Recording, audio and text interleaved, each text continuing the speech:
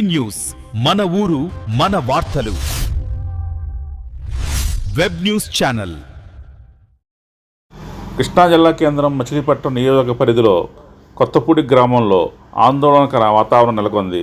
Machilipatnam port నిర్మాణానికి సంబంధించి విద్యుత్ సరఫరా కోసం హెవీ ఓవర్ హెడ్ కరెంట్ లైన్ల ఏర్పాట్లకు రంగం సిద్ధమైంది.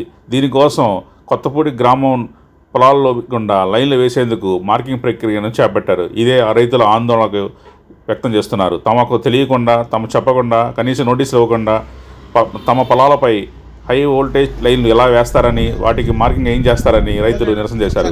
దీనికి పేరు నాని స్పందించి రైతులకు నష్టపరిహారం చెల్లించాలని, లేకుంటే పూర్తిగా పొలాన్ని కొనుగోలు చేసి ఆ పొలాన్ని స్వీకరించి రైతుల ఆనందం చూడాలని, లేకుంటే ఆందోళన కార్యక్రమం చేపడతామని పేరు నాని పేర్కొన్నారు.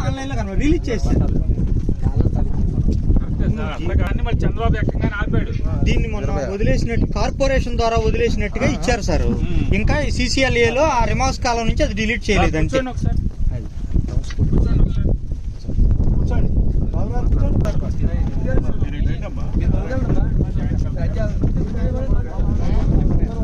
మాకు పొలాలు ఇచ్చి 30 సంవత్సరాలు అవుతుంది సార్.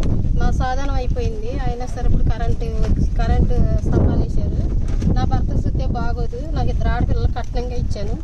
మరి నాకు అది తప్ప ఇంకేమీ లేదు. నుంచుంటానికి నీడ కూడా లేదు. నా భర్తతో 15 సంవత్సరాలు బట్టి బాధపడతాను నేను. నా పిల్లలని ఇద్దరిని నా ఇంటికి పంపించేదారు. నా ఎడ్లు అదే కట్నం కింద ఇచ్చారు.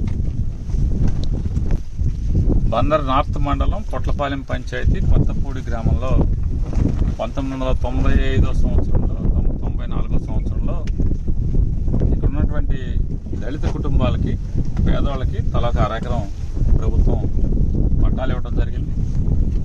తర్వాత జగన్మోహన్ రెడ్డి గారి ప్రభుత్వం వచ్చిన తర్వాత ఆ పట్టాలన్నింటినీ కూడా వారికి ప్రైవేట్ ఆస్తుల కింద మార్చడం జరిగింది. ప్రైవేట్ ఆస్తుల కింద మార్చినటువంటి భూమిలో పోర్టుకి అవసరం అని చెప్తూ బాగా పెద్ద హెవీ లైన్ టవర్లు, ఆ హెవీ టవర్లు పొలంలో వేస్తామని చెప్పని వీరికి చెప్పకుండానే పొలంలో నిన్న రెవెన్యూ అధికారులు వచ్చి మార్కింగ్లు ఇచ్చి వెళ్ళారు. వీరి అభ్యంతరం ఏంటంటే ఆ టవర్ వేసిన తర్వాత, లైన్ల మీద నుంచి వెళ్ళిన తర్వాత ఆ పొలం కనీసం తాకట్టు పెట్టుకుంటాకో లేకపోతే ఎవరికి అమ్ముకుంటాకు కూడా అవకాశం ఉండదు. కాబట్టి ఇప్పుడు అది ప్రైవేట్ ఆస్తిగా మారిపోయింది. కాబట్టి వాళ్ళ ఇష్టారాజ్యంగా కరెంటు డిపార్ట్మెంట్ వాళ్ళు, పోర్ట్ వాళ్ళు కలిసి వీళ్ళ మీద బలం, అంటే అధికార బలంతో వేసుకెళ్తాకి మేము ఒప్పుకోము. మేము చిన్న కుటుంబాల వాళ్ళం, బాధలు ఉన్నాయి, ఇంట్లో భర్తలకు బాగోదు, మా ఆరోగ్యాలు బాగుండే పరిస్థితి లేదు.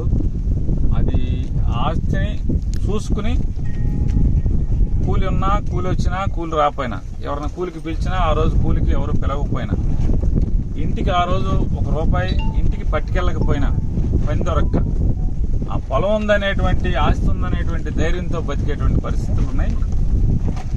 అది ధైర్యంగా బతుకుతున్నాం. ఆ ఆస్తిని చూసి ఇవాళ దాన్ని నిర్వీర్యం చేసి, అది ఎందుకు పనికిరాదని నిర్వీర్యం చేసే పరిస్థితి వస్తే, దాన్ని విలువ లేకుండా చేస్తే మేము ఆత్మహత్య నుంచి మరో శరణ్యం లేదని చెప్పినది వాళ్ళందరూ బాధ, ఆవేదన.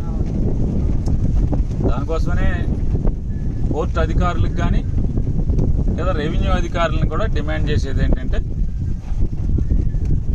ఏదైతే మీకు అయితే ఆ పొలం అంతా కొనుక్కోండి.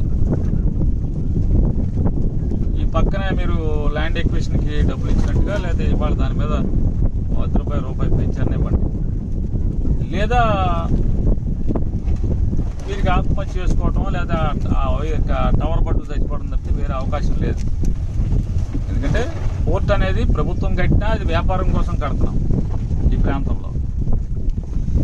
గతంలో జగన్మోహన్ రెడ్డి గారు ఉండగా అసైన్మెంట్ ల్యాండ్లు ఎవరికి తీసుకున్నా కూడా దాన్ని వాడుకుంటాకి కానీ, దారికి కానీ ప్రతిదీ కూడా సంతోషకరమైన, అంటే ఆ భూములోంచి వాళ్ళు బయటికి వెళ్తాకి ఆనందంగా మంచి డబ్బు ఇచ్చారు, హ్యాపీగా ఊరికి ఉపయోగపడ్డాను నేను, గవర్నమెంట్ కూడా నాకు ఉపయోగపడింది, మేలు చేసింది, నాకు మంచి డబ్బులు ఇచ్చారని ఆనందంగా భూమిని అప్పచెప్పే స్థితిలో వారిని చూడటం జరిగింది.